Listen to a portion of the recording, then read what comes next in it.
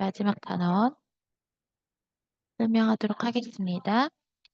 어, 일단은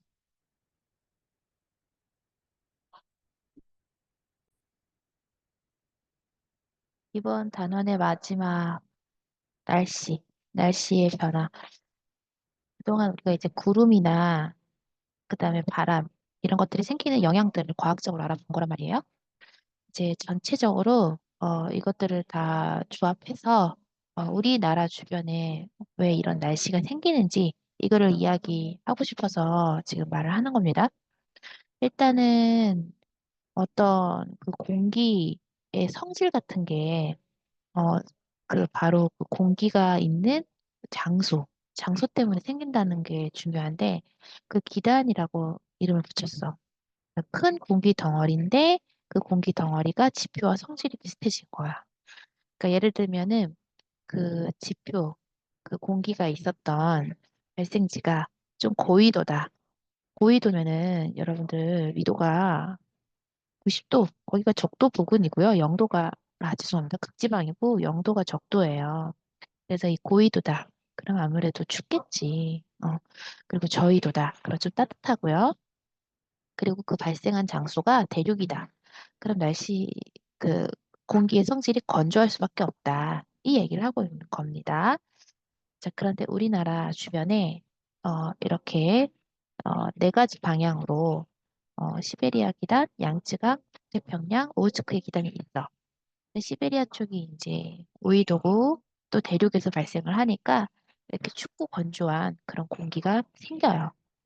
그리고 반대로 이 남쪽 부근에서 바다 쪽에서 생긴 공기는 고온 다습한 그런 공기가 생기겠다라는 겁니다. 자, 그러면 그 기단들이 언제 영향을 주느냐면 아무래도 그 우리가 이제 한 반도잖아.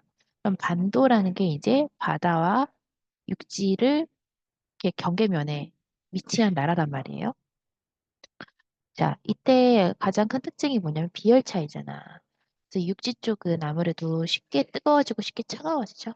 그쵸? 바다 쪽은 천천히 뜨거워지고. 자, 겨울철에는 아무래도 우리가 그런 어떤 밤처럼 생각할 수 있어요. 밤에 어때요? 해가 없잖아요. 그쵸? 그러니까 그 밤에 해가 없을 때 육지 쪽이, 모래 쪽이 훨씬 더 쉽게 떨어지죠, 기온이. 그러면서 그쪽이 고기압이 형성이 된단 말이에요.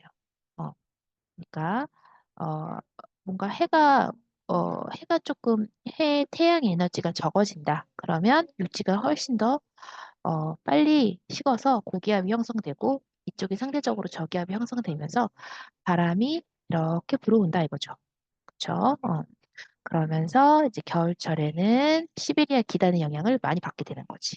그리고 반대로 여름철에는 이쪽이 이제 고기압이 되면서 북백평양 기단의 영향을 많이 받게 되는 거고.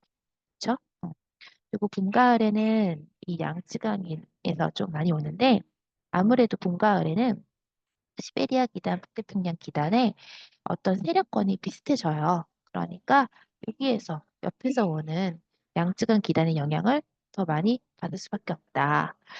자, 그리고 이런 기단이 만약에 같이 만난다면 어떤 일이 생기느냐? 일단 두 기단이 만날 때 생긴 경계면은 전선면이다라고 하는데 이거는 이제 공기와 공기가 만난 면이고요. 이것도 중요한데 좀 더 중요한 게 이 전선이라는 개념이거든요. 전선은 뭐냐면 그 전선면이 지표면하고 만나는 선이에요.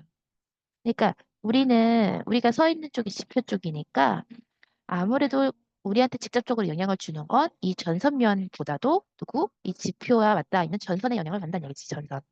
그래서 우리가 전선을 정확히 알아야 되는데 보면은 여기 물도 그래. 이 물도 따뜻한 물이 만나면 그냥 확 섞여버리는 게 아니라 어느 정도 저렇게 경계면을 이루고 있다가 시간이 지나면서 섞여요. 네. 그러니까 공기도 그렇다는 거지. 얘네들이 서로 성질이 다르면 다를수록 섞이기 어려워. 그래서 만약에 찬 공기가 뒤에서 오고 있고 따뜻한 공기가 앞에서 가고 있다. 그럼 서로 방향은 같죠? 근데 그 와중에 보통 찬 공기가 훨씬 더 빨라요. 빠르다 보니까 이 따뜻한 공기를 파고들어. 아래로 깊이 파고들지. 왜냐면 이거 무거우니까 밀도가 커서. 그럼 얘가 튕겨 올라간단 말이에요. 자, 그러면서 구름이 생긴다는 얘기지. 구름이 언제 생겨요? 공기가 상승할 때. 구름이 생기지? 그치? 그러면 그때 생긴 구름의 모양이 어때? 이렇게 위로 치솟으면서 생기다 보니까 저군형의 구름이 생긴다. 그리고 전선면이 굉장히 급하다. 그리고 어떤 기호를 갖는다? 한랭한 뒤에 그 한랭한 그 어떤 차가운 공기가 이 따뜻한 공기를 이렇게 파고들면서 생기는 형태이기 때문에 그 차가운 공기의 어떤 이름을 따서 한랭전선이라고 하는데 그러니까 결론은 이 전선이 생긴 이유가 이 찬 공기 때문이잖아요.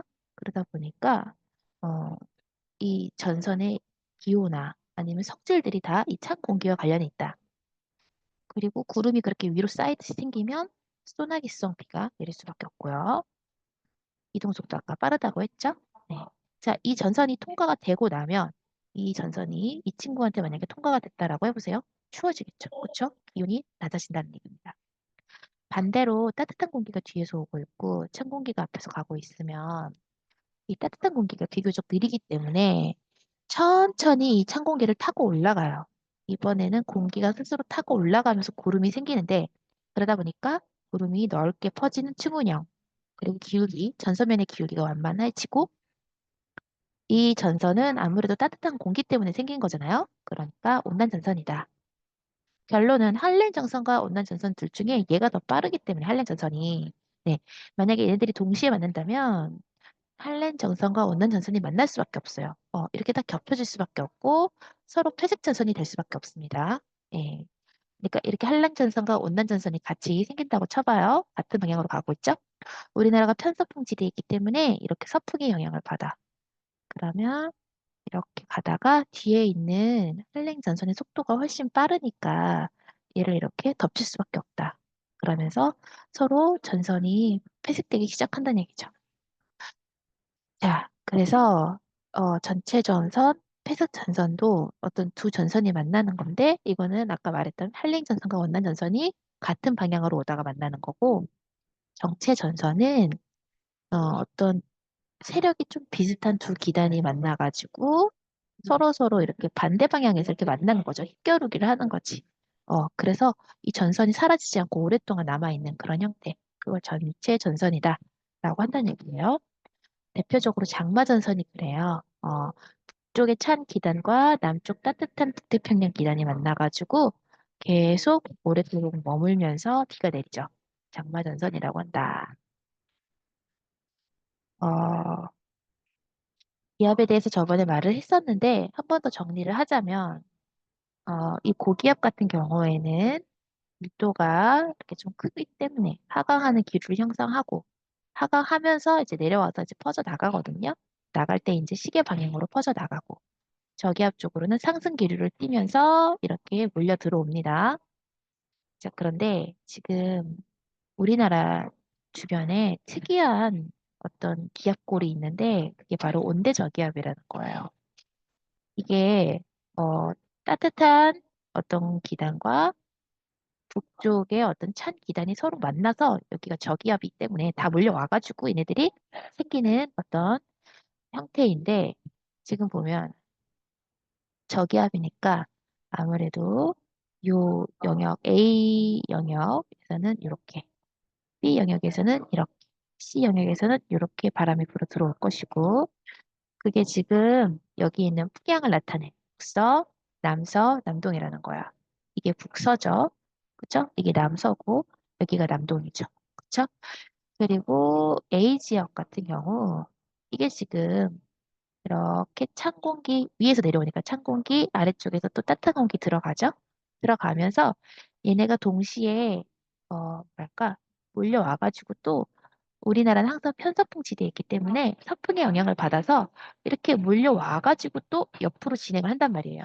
어, 그래서 가고 있어. 가고 있는데 가면서 이제 찬 공기가 따뜻한 공기를 파고드는 거지, 아까처럼. 자, 그러다 보니 또 구름이 형성되죠? 좁은 지역에. 시군형 말고 저군형. 그리고 이쪽은 따뜻한 공기가 타고 올라가지? 그러니까 시군형이 생기지? 예. 그러면서 어때요?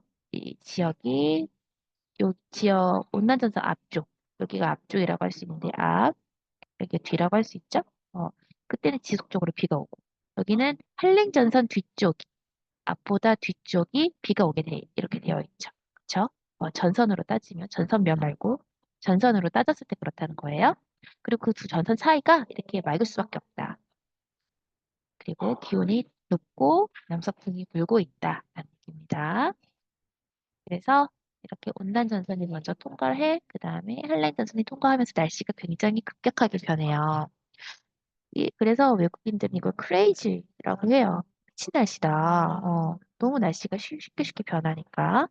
여기 있는 사람은 추웠다가 비 왔다가 또 더웠다가 다시 또 비 왔다가 그런 일들을 겪고 한 3, 4일 그렇게 겪다가 한국을 떠날 거 아니에요? 그래서 외국 사람들은 봄이나 가을에 오면 한국의 날씨를 크레이지라고 표현을 합니다. 자, 어쨌든 우리나라 계절별 날씨를 일기도에 한 번에 나타낼 수가 있는데 보통 여름철, 겨울철 그러면 아까도 말했던 것처럼 이렇게 어떤 열 차이로 인해서 남쪽이 그 바다 쪽이 고기압, 이 대륙 쪽이 저기압이 돼요. 자, 그런데 지금 이 경우 겨울철에는 그런 반대로 정확하게 이 이쪽이 고기압, 저기압을 하면 좋겠는데 그거 영향도 있지만 이 동쪽에 저기압이 형성되는 곳이 있다고 해요. 조금 특별한 장소가 있어서 이쪽 저기압이 강하다 보니까 약간 기압골이 이렇게 어, 여름과는 좀 다른 형태로 어, 서구 동저형으로 기압이 생긴다고 합니다. 예. 그래서 지금 어, 여기에서는 남고 북저형, 남고 북저형 있죠? 자, 그런데 어, 여기에서 보시면 남고북저면 또 이렇게 남풍이 불어야 되는데 왜 남동풍이냐? 남동계절풍이 분다. 남동이면은 사실은 이렇게 부는 거잖아요. 그쵸? 그쵸. 이게 위로 부는 게 아니라 이렇게 부는데 그 이유가 또, 어, 정확하게 기압골은 그렇게 형성이 돼 있지만 얘네들이, 어, 그거 있죠? 지구, 지구 자전에 의해서 어, 직선 코스로 진행을 못 해요. 직선 코스로. 그러니까 고기압에서 저기압으로 갈 때 이렇게 돌아 나가는 편이잖아요. 네. 그래서 돌아 나간다. 즉, 그 지구의 자전 방향에 비추어서 얘네들이 이렇게 약간 휘어진 방향으로 나아가게 됩니다. 그다음에